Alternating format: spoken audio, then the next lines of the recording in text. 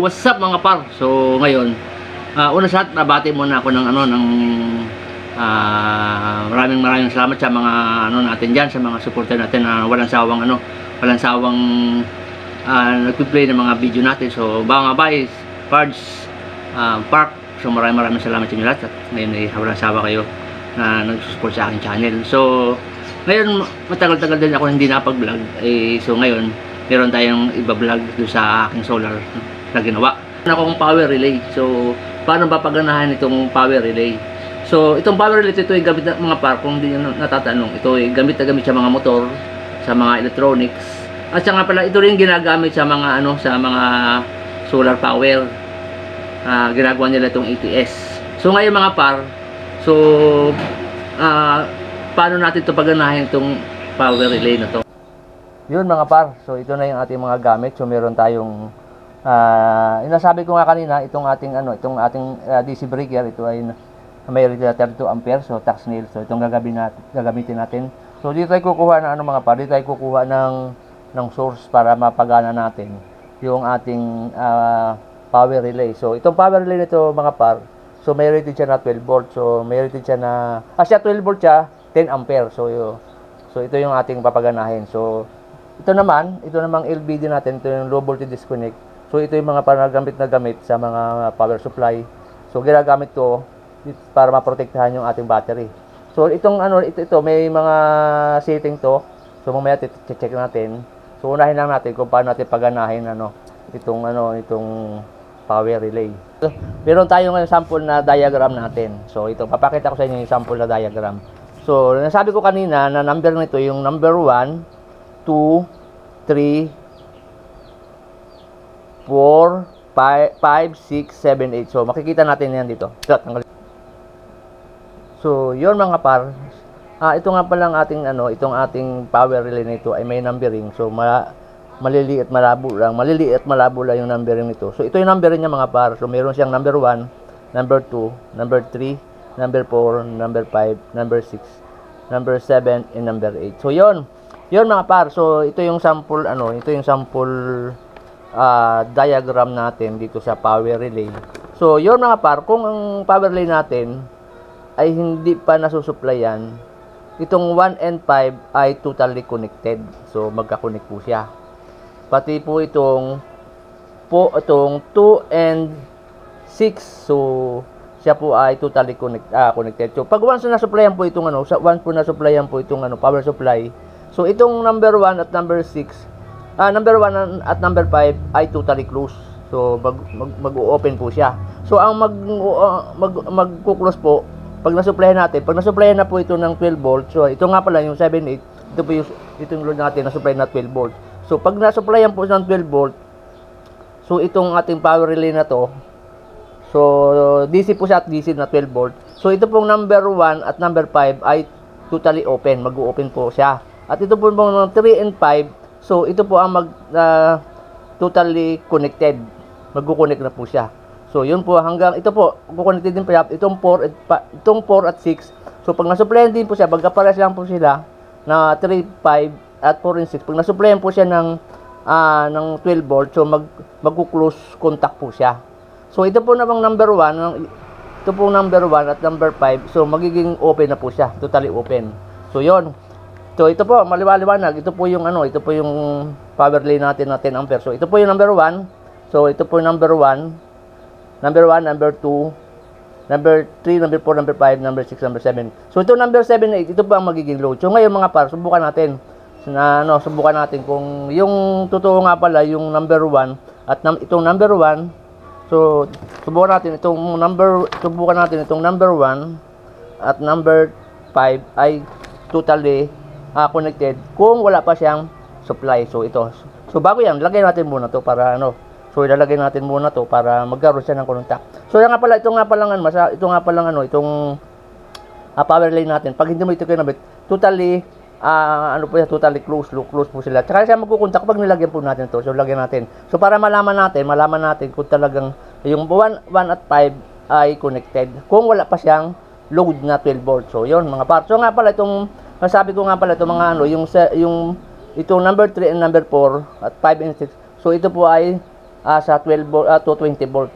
So yun mga par, lalagay na natin. So lagay na natin to kung malaman natin kung siya ay mag-connect. So ito 8 pin ito mga par. Itong ano na to, itong power relay ito 8 pin. So ilalagay natin. So ito na. So yan. So meron naman tayong mga par, meron naman tayong tester. So yan. Yung tester natin. So pakita natin yung tester. So i-set natin yung tester. I-set natin yung tester natin ng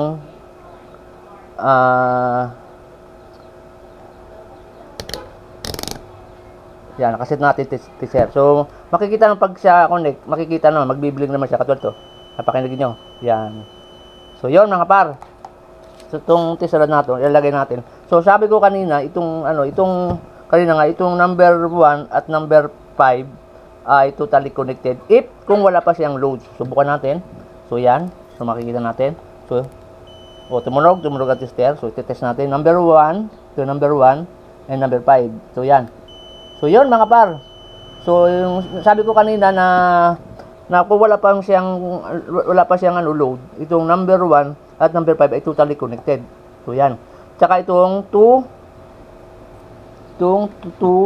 and yan 2 and 6. So magkabila po siya connected kung wala pa siyang mga par, kung wala pa siyang load na 12 volt. So itong number 1 at 5, 2 and 6 ay totally connected. So pag na-loadan na siya, so ito pong number 1 at 5 ay totally open. So mag-o-open na po siya. At ito na pong 3 and 4, yung 1 and 5, siya po ay magkakaroon ng totally connected po siya. So yan mga par. So nakita na natin. So ngayon mga par, i-test na natin to.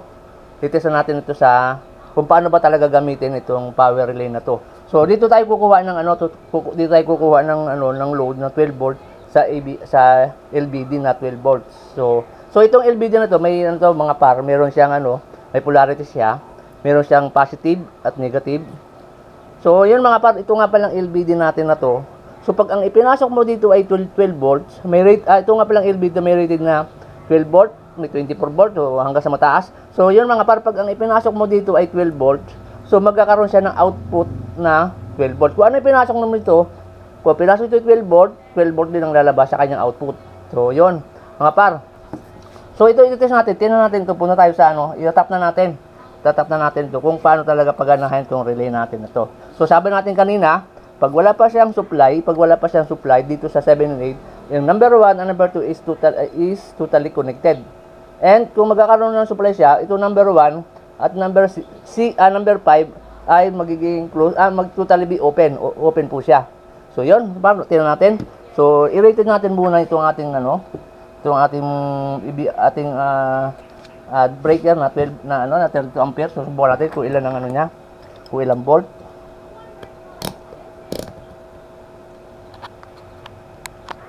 So yan mga par, so i-test natin. So makikita naman natin, i-test natin kung ilang voltahe yung kung naka 12 volt nga pala itong ating breaker. So check natin. So yan, positive, negative.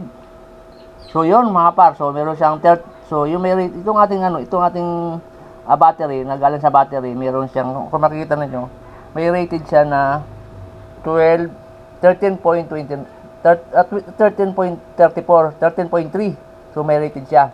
So ngayon mga par, so i-connect na natin itong LBD natin. So kukuha tayo dito ng 12 volt dito sa LBD natin para, so ito namang LBD natin low voltage disconnect. So dito siya kukuha para malagyan natin para malagyan natin siya ng load ng 12 volt. So dito tayo kukuha sa LBD na galing dito sa breaker. So yon, i-tap na natin itong LBD natin sa sa 12 volt. So yan. So ngayon naman par, itong in, so ito yung nasa 12 volt. So pag pinasok mo ito yung 12 volt, 12 volt din lalabas. So sabi niya kanina natin, itong ating power relay, so kailangan natin siyang lagyan ng 12 volt para makita natin kung talagang naka-open or naka-close yung 1 and 6. So yun. So yun mga par. So malalaman natin na itong ating LBD ay meron na siyang mayroon na siyang 12 volts. So makikita naman natin yung ano niya, yung light na sa tagiliran. So makikita yung light. So yan ang indication na mayroon na siyang voltahe. So ngayon, itong ating power relay, mga par, so hindi natin alam dito kung alin dito talaga yung positive, negative. Kaya sa ano ko kanina, sa lagay ko lang ito yung kung positive, hindi natin alam. So ngayon, mga par, kung tama ang lagay mo ng positive, negative, may light na, may indication na light do, iilaw yung kulay green. So kung tama, at saka naman mga par, kung hindi siya tama, so hindi siya iilaw. So kahit na hindi tama yung yung lagay mo dito, gagana pa rin siya kahit na. At kailang mga par, ang kagandahan, ilagay natin sa tama kung 12 volt. So ito namang mga par, ito namang ating wala itong polarity, kahit baliktad okay lang siya. So ngayon, i-check natin dito, ngayon mga par, titingnan natin dito kung alin dito yung positive at negative para umilaw yung kanyang light indicator light. So yan, check natin kung alin dito ang positive. Yun, mga par, so mapakinig naman natin na talagang siya pero wala siyang ilaw. So ibig sabihin baliktad. So babaliktarin natin yung kabila. So yun mga par, so makita natin tama. So yung isa, ito nasa right side ay positive. Ito isa nasa negative. So yun. So tama yung ating So dapat talaga par sa mga nagagamit to, dapat talagang sa tama lang. Tingnan natin kung umiilaw yung indicator. So gagana naman siya mga par. Gagana naman siya kahit na wala siyang ilaw. So yan, makikita natin. So tama. So ngayon mga par, itatap na natin. So yun mga par, tapos na ang pagtatap natin dito sa ating LBD. So yun, makikita natin. So yun, naka light indicator siya. So tama yung ating lagay na positive, negative. So yun, ang rated ng ating battery ay 13 volt. So ang reconnect niya ay 12 volt. So meron siyang disconnect na ang disconnect niya 0.1. So 13 volt. So connect siya ng 13 volt. So napakaganda nito mga par. So yun mga par, sabi ko kanina. Paano natin, di ba nabanggit natin kanina? So itong pag nalagan natin siya ng itong 7 and 8, pag nalagan natin ng load, ito number 1 at 5 ay totally close. So subukan natin. So ito naman yung So ito yung ating tester. Susubukan natin. So check natin. Yung tester. So yan. So makikita natin. So titester natin mga par, testerin natin. So makikita naman nyo dyan yung natin. So yan ang ilaw, ang indicator ng tester natin. So ilagay natin ilaw. So yan. So yan. Ito nga par, itong ating power relay. So sa nga pala itong power relay na to ay talagang dapat ay nakalagay sa DIN rail. So yan, makita natin nakalagay sa DIN rail.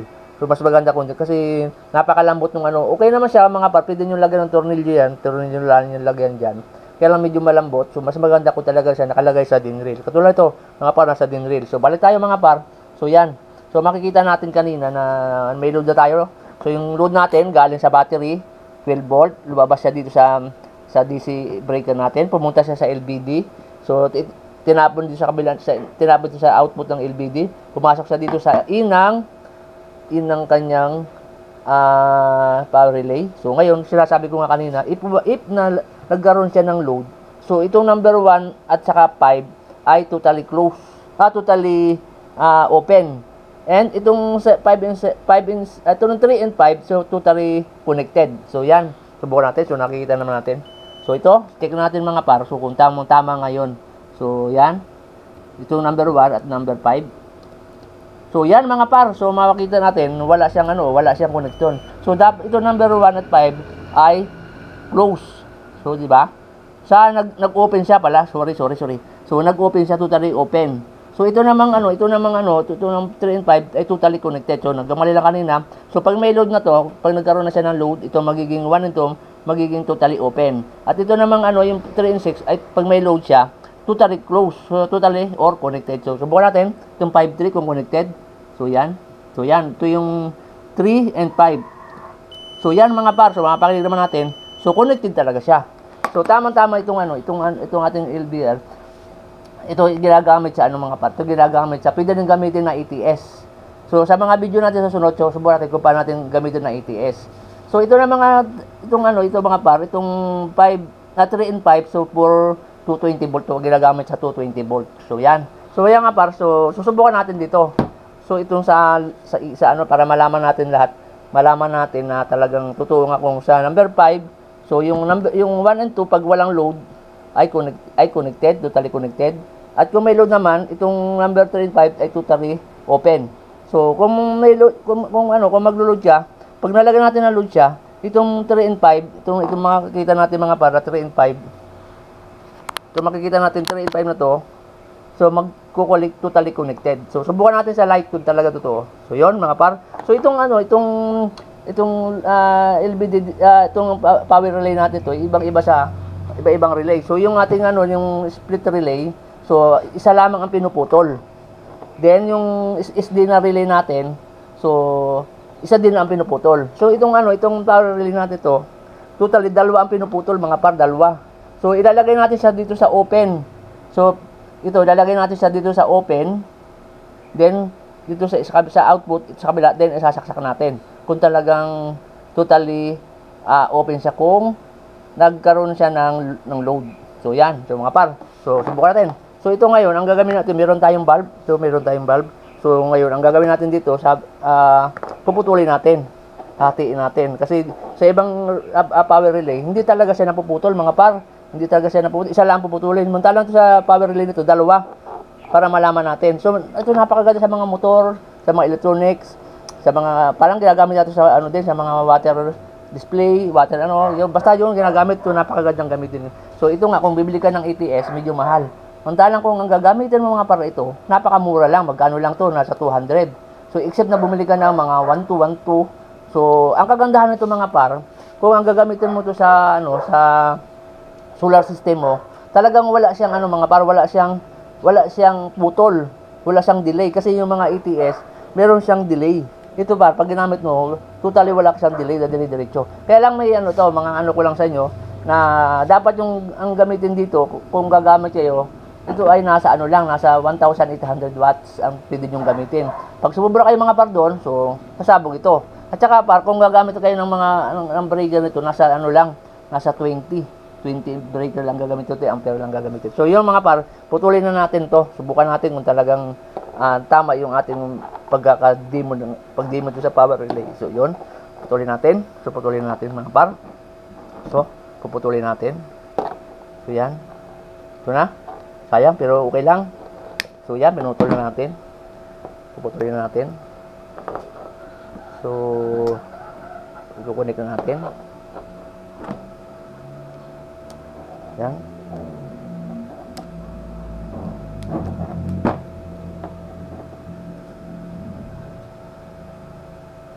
So yan. Saka itong kabila, mga papatuloy din natin. So natin. Saka ito mga par, napakaganda na itong LVD natin, low voltage disconnect. Talaga napakaganda ito sa power, sa solar system na gagamitin. Ito the best talaga para maprotektahan yung battery. So yan, ito. Tuloy na natin. Natapos na natin na itap itong LVD, natapos na natin itap itong valve dito sa natin, dito sa ating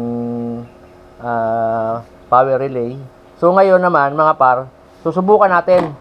So sabi doon sa natin, so pag once na supplyan mo itong 7 and 8, so itong 1 at 5 ay totally open.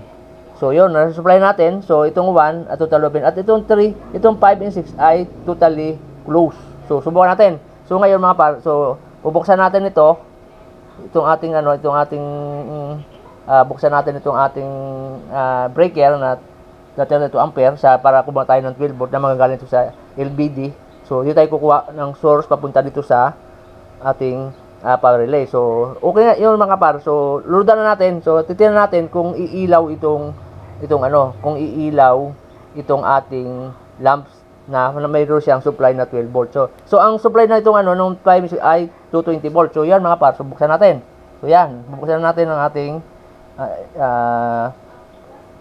breaker. So yan mga par.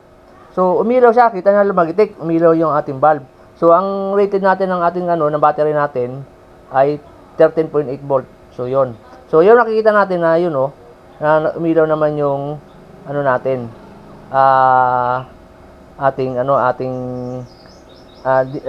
light ng ng LBD. So yan mga par. So itong mga par, so nakita natin na ganoon agad, ganoon ang bilis niyang wala siyang delay na automatic pumitik, totally open agad. So yun mga par, ngayon naman ilalagay natin ito ngayon sa ilalagay natin sa baba itong 1 2. So susubukan natin na kung may roong supply, kung iilaw talaga iilaw itong valve. Ito nga, pag may supply, iilaw itong valve yung sa source natin. So subukan natin na mga par, subukan naman natin na walang supply na walang supply na 12 volt kung talagang iilaw siya o talagang magku-close itong 3 and 5 kung magku-close. Subukan natin kung magku-close yung 3 and 5, batayin natin itong breaker. So wala siya supply, kung naka-open kung totally open yung 3 and 5, itong 3 and 5, itong taas. Subukan natin. So yun mga par. So tama yung pag wala siyang itong ating power relay ito. Pag wala siyang source na source na load dito sa 12 volt. So itong 3 and 5 ay totally open, naka-open siya. So yun. So katulad halimbawa, nilagyan natin mga par, natin to. Buksan natin to para magkaroon siya ng text natin para magkaroon siya ng load. So iilaw siya kasi ito pag wala siyang load, naka-close siya. So ngayon, bigyan natin load para magkaroon na mag-connected yung 3 and 5. So yan, connected siya, ang bilis. So yan, ang bilis. Ngayon mga par, so ililipat naman natin siya sa 1 2. Natapos na akong itap natin dito sa 1 and 2. So ngayon i-check naman natin kung talagang pag wala siyang load pag wala siyang supply na 12 volt. So itong 1 and 2 ay totally connected. At ito namang 3 and 4, pag wala siyang supply, totally open. So yan mga par. So ngayon subukan natin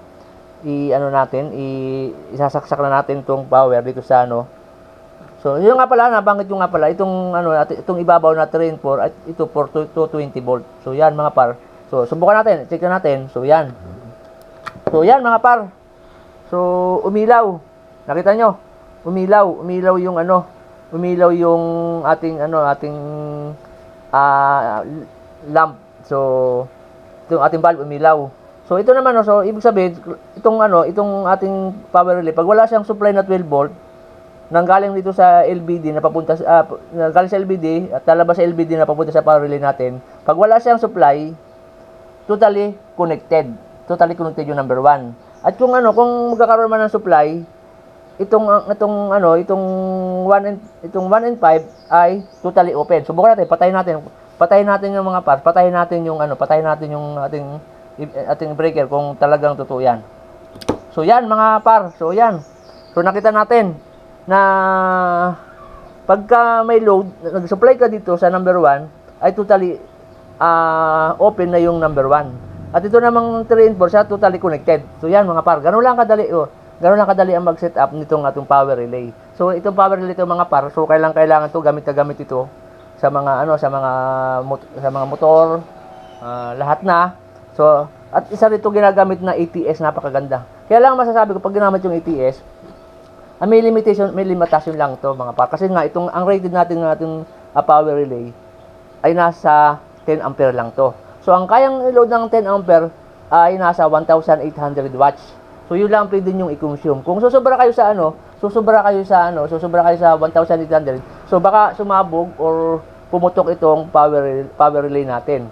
So kailangan kung gagamit kayo, ito yung mga small appliances lang. Huwag niyo lalagyan ng load, aircon, wag na yon.